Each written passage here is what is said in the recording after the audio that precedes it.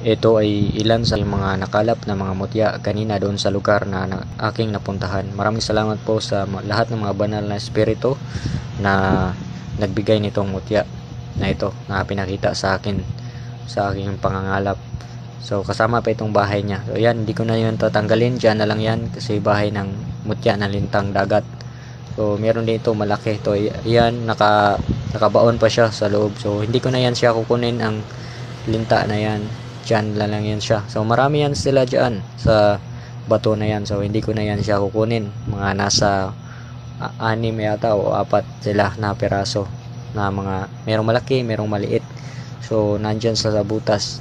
Yung iba napuputol, hahanapin ko pa yun. Babalikan ko bukas, baka makita ko.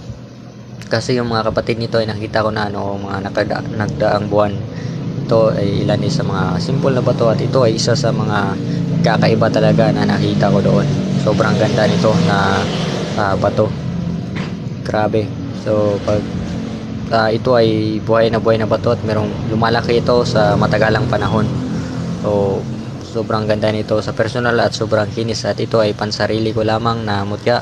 Yan ay ilalagay ko sa bahay. May mga parang bubbles na sobrang tigas at may mga bato nasa loob niya.